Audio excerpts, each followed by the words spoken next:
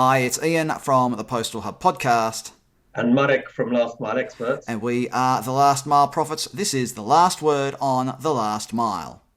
Marek, big news in parcel lockers. Although, is a parcel locker or a parcel robot? We'll get to that in a moment. Walmart is phasing out its pickup towers. Those are the great big, it's not like this, they're not shaped like my head, everybody. They're hexagonal or octagonal, are they? I think they're octagonal, those big pickup towers, the parcel robots from Cleveron. The Walmart is phasing them out. They are put up in over 1,500 stores in the US. Wow, do the maths here. And 1,500, I think they're about $100,000 at least dollars a pop. That doesn't bear thinking about.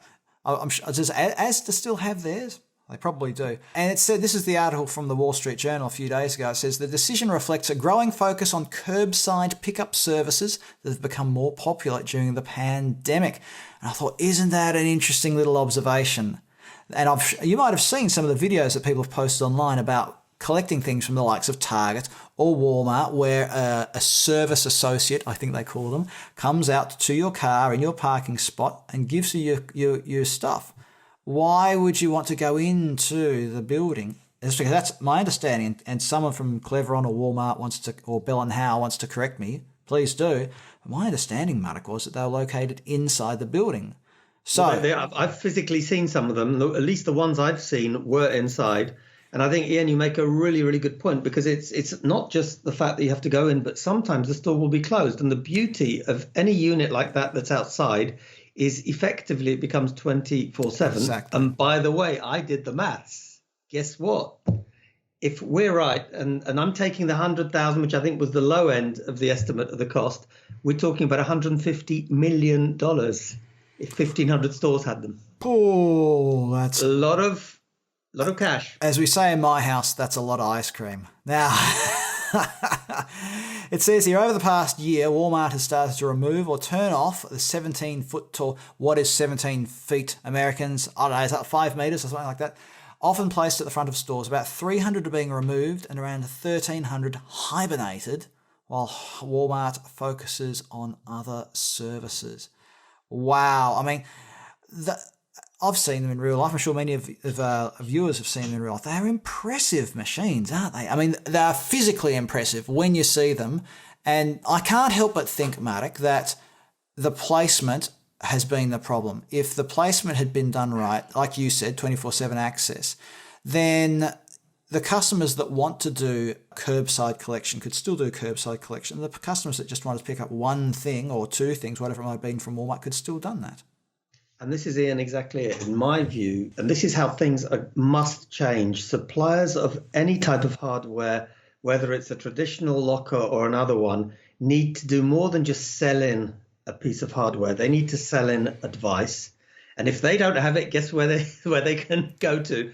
There has to be a customer is given a solution that is going to be workable, tenable, and sensible. So that the classic examples I see are either, in my view, one like this, where people have put in a very expensive piece of kit that cannot stand the test of time. The other one, in my view, is where customers are talked into buying 10 lockers, which, if you think about it, the software, the processes needed to run 10 lockers are absolutely disproportionate to any benefit. Yeah. So I believe, Ian, that it's really, really important that suppliers of technology like this do more than just sell something in. They work with the customer. They work with third-party experts, if necessary, to make sure that those solutions are tenable and cost-effective. Now, let me just chuck another thing in here. It says here, John Furner, who took over the role of CEO of Walmart in late 2019, has moved the retailer away from some of the consumer-facing automation technology added rapidly to stores under his predecessor. So, isn't that interesting? A change in leadership means a change in direction. And so the new CEO is prepared to say, well, that's $150 million spent by my predecessor, if that's the correct figure. Right? To be fair, Ian, we've seen it. There's a lady, Carol Tomey at UPS, who wrote off a very big non-core investment in this freight company. So I think, it's good to have the guts to do things like this. The only question is, what will replace it? Because my view is there is a need for automation, but automation in the right place, i.e. outside, and close and convenient to the customer. So interestingly, the same manufacturer does out-of-home towers, or outside towers. So why on earth didn't these guys just buy the version that could be placed outside? Who knows? Of course, that same company, Cleveron, has just released another outdoor delivery robot. So, interesting times in the last mile from our friends in Estonia. So, Marek, I think it's a salutary, is salutary the word? Lesson. If it's not the word, then somebody please tell me what is the word. For retailers and for parcel locker or technology manufacturers. I think the key things. 1, location and accessibility of the locker. 2 is the after sales and the software support and all of that, and the expert advice from maybe somebody on this call. And 3 is go big or go home. Walmart went big and is now going home, but there would have been little point, sort of having just a very small number of these lockers because, well, I think it's true. I think the missing one in this case was planning. That you have to really plan ahead. What is going to happen? Will this be relevant? To be fair to Walmart, nobody expected COVID, and a lot of the COVID effect has probably speeded up, the fact that these machines are less relevant. Yeah. So we need to be fair to them. Yeah. Well, when we say these machines, so these kinds of installations and indoor installations, if we look at everything else that's happening, we look at what Lidl is doing with lockers in supermarkets in multiple countries. If you look at what other retailers are doing, whether it's supermarkets like Billa, Aldi, I think Aldi have been putting in parcel lockers. Mm-hmm. I'll be told if I'm wrong. Where are they putting them all? They're putting them outside, and they're putting them near car parks. So I think they've got to be convenient. They've got to be accessible 24/7 as far as possible. We have our Pudo workshop, and if you remember from the Pudo workshop, Ian, super accessible, super visible, super safe. If you've got comments on this, everybody, comment below. Send us an email. No, comment below. Start a conversation happening. If you think that we've been unduly harsh, I don't think we have.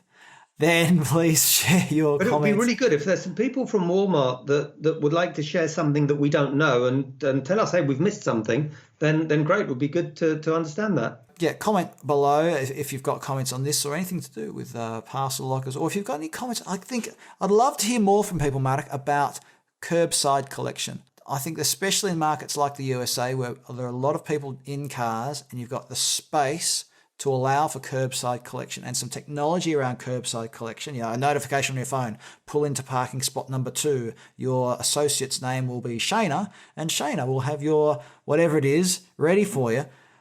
Share with us. Fascinating topic. I'd love to cover it off. Let's see what people come back with. Marek Różycki, thanks for being part of the Last Mile Profits today. Thank you, Ian. Thank you, everybody.